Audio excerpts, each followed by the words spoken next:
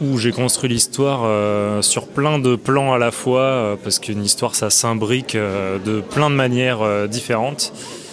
J'avais une histoire de préhistoire en tête, j'avais envie de faire quelque chose dans ce milieu-là.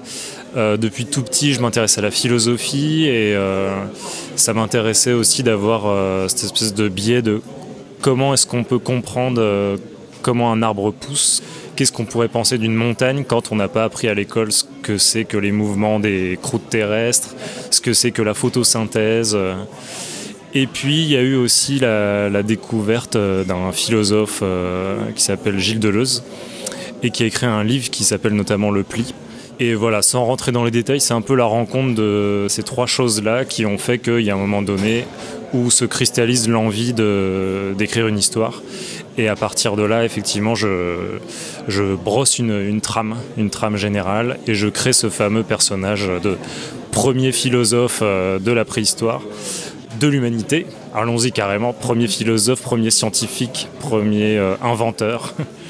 Mais ça passe aussi par l'exclusion de la communauté, puisqu'il a cette différence que du coup il passe pas ses journées à chasser, mais à contempler la nature.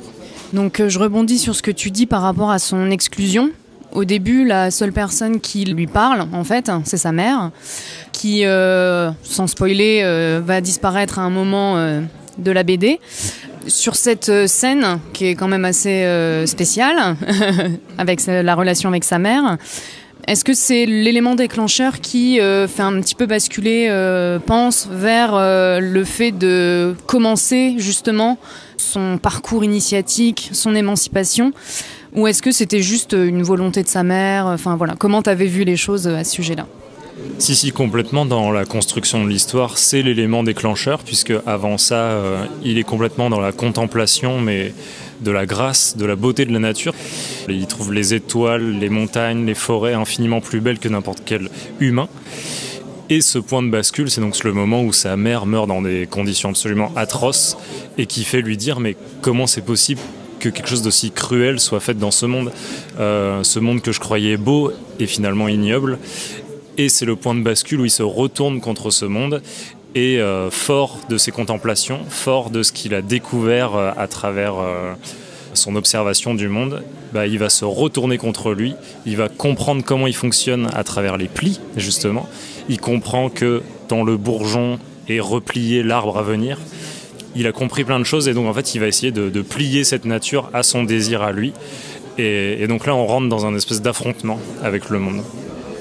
Et du coup, la nature est quand même omniprésente dans le récit.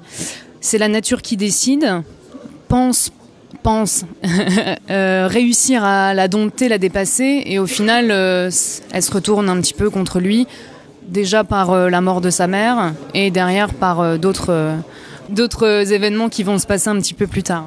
Oui, en fait, je crois que c'est en cours d'écriture que je me suis rendu compte que je brossais un petit peu tout le rapport de l'homme à la nature.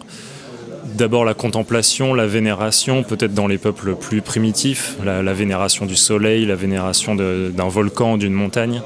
Mais cette vénération aussi, elle vient d'une méconnaissance de ce que c'est que l'obscurité du monde, ils ne la comprennent pas. Puis dans le deuxième temps, comme je disais, ça pourrait être un peu le moment de la renaissance dans l'histoire. C'était Descartes qui disait se faire maître et possesseur de la nature. C'est le moment où on comprend comment la tordre en fonction de nos désirs. Et puis, dans un dernier mouvement, c'est un petit peu l'époque où on en est aujourd'hui, c'est cette responsabilité vis-à-vis de cette nature, puisqu'on a réussi quelque part à s'extraire de la condition d'animal, qu'on a réussi à la maîtriser, à en faire un peu ce qu'on veut. C'est cette responsabilité, puisque ça mène quand même plus ou moins à un désastre dans la bande dessinée Pense. Mais il ne va pas faire le piège d'essayer de rattraper ce désastre en la remanipulant.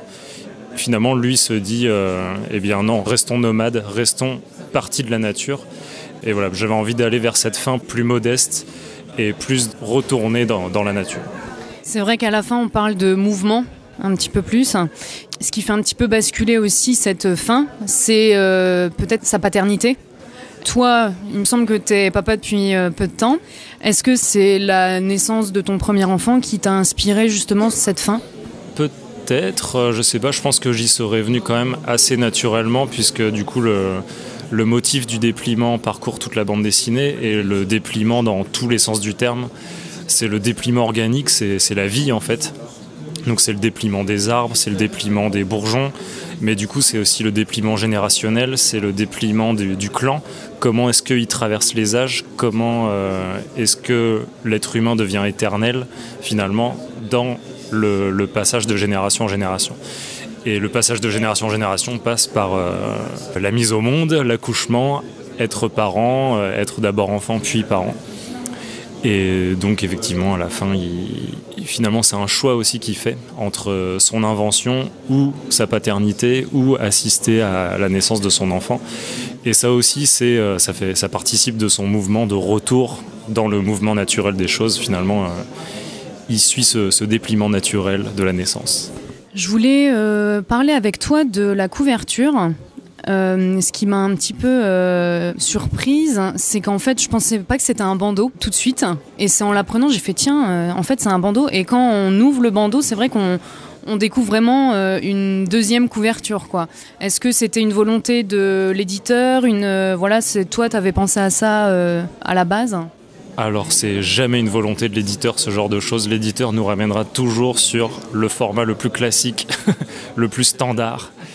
Donc non, c'était vraiment une volonté de ma part. C'est aussi l'avantage de la bande dessinée de pouvoir jouer sur l'objet. Là, je trouve qu'on est à une époque où on fait des choses de plus en plus incroyables au niveau des gaufrages, des dorures. Il y a plein de possibilités qui s'offrent à nous. Et j'avais envie de travailler un livre un peu objet comme ça, et assez vite m'est venue cette couverture, donc de Pense qui observe les plis de l'eau devant lui.